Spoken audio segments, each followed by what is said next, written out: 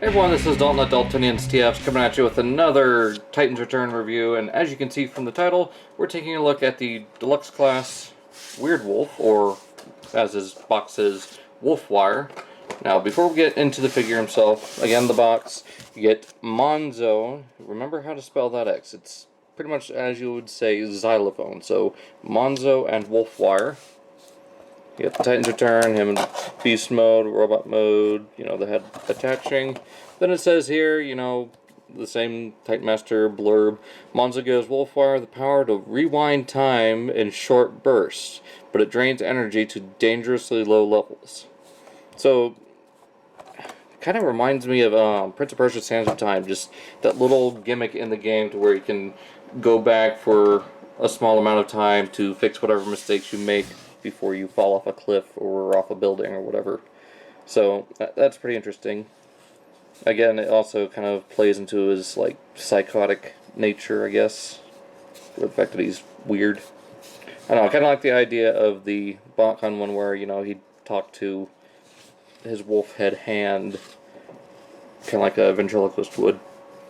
Anyways, very nice looking wolf mode. You can see probably right off the bat, I don't know what's showing up on my camera, but there's a few different yellows going on here. Once again, Hasbro hasn't quite nailed that yellow. Here later we'll go into that on the Takara and do a comparison between the two. But you can also see this bluish kind of green here. It's kind of that. It is kind of a mix between blue and green. It's like a dark turquoise. You got some of that white right here, and it's kind of an off-white, kind of a bone white. I don't know, I guess that's more toy accurate.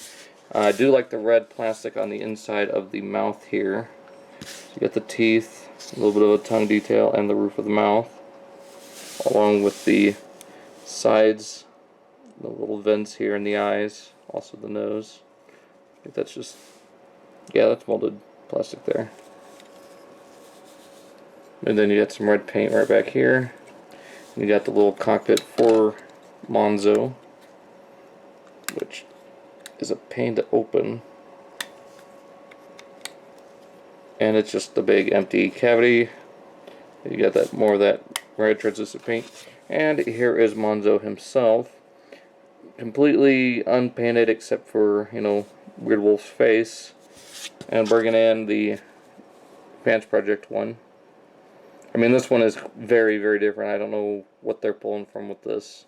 Whether it was the G1 toy or the cartoon. I don't think it was the cartoon. I think it was just more based off the toy. Or just stylized altogether. Now, as far as weapon storage, of course you got the tail here, which becomes a sword later in robot mode. You do have these two little, tabs right here that slot into Wolfwire's back, Weirdwolf's back. And that can also be used to store the Titan Master, as most secondary weapons do in the Titans Return line. Just set them right in there. Now, the problem is, again, it's going to have to be one of those that plugs onto the side, or he's going to be perpetually upside down. So, it also does have some nicely molded thrusters here on the back. You get, I guess you got little intakes right here and whatnot. So, one other thing is you get these painted claws. I don't know how well you're seeing it. You can probably see it better on this one. It's got kind of that dry brushed look to make them look like have either been originally, green or silver, and that silver just scraped off over time through battles and running. So I kind of like that. Tech spec card real quick. We'll bring that out. Same artwork here on the front. And you've got his original being 6, 6, 10, and 3 for Fire Blast. And with Monzo attached, it goes up to 8, 9, 15, and 6. So he doesn't have hardly any Fire Blast, but he is extremely intelligent for one of these bestial, one of the Decepticon target masters, or headmasters, my bad. And he's okay with strength, but he's more intelligent than he is anything, so. And that works because he is technically the secondary leader of the headmasters after Scorponok, much like Chrome Dome is to the Autobots, other than, you know, Fortress Maximus himself. So, without further ado, let's go ahead and get this guy to robot mode. Fairly simple, just want to remove the tail, and you want to straighten out the legs. But before you go any further, you want to rotate here, then bring down, because you've got this tab right here. It slots right into that little hole. That just plugs in. Same on this side, and articulation in beast mode before we go any further. Get the ball joint here, swivel, and ball joint here. And back here you've got the hip, and then these two joints here. So there's that. So again, bring this down.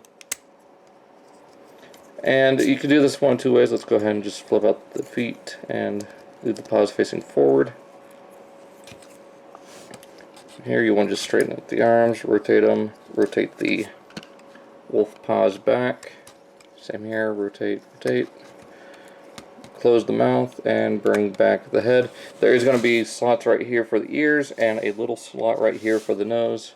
So those all just tuck away, forming a somewhat neat little backpack. It doesn't take up too much space in robot mode, but before we do that, let's go ahead and open this. You want to slide this out of here, and it will double hinge into the back, shortening him down. Now we want to go ahead and close that up. From here, you want to open up these panels, flip out the wrists. It can be a little bit difficult to do just depending on nails, and those are a pain to close. Sometimes it's a little bit difficult getting them opened. That one, absolutely no problems, but it's more difficult getting it to close. There we go. And all we got to do now is add Monzo to the equation. And there we go. There we got Wolfwire. And, you know, I kind of like having them like this, because with the Takara one, I'm going to have the regular robot feet out. It's just a personal preference. I mean, they are on ball joints and they still have the same functionality. It's just to help me differentiate them, even though, you know, this one's supposed to be more toy accurate. I kind of prefer this. As far as the weapon, right out of the box, he had these weird little tabs on the side that went up to about here. So I just took my hobby knife and just kind of shaved that off.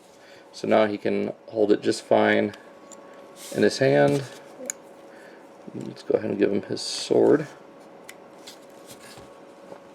And there we've got the Titans Return Wolfwire fully transformed. And again, you can probably see that now you got a different yellow here on the chest. It's more of a deeper orange.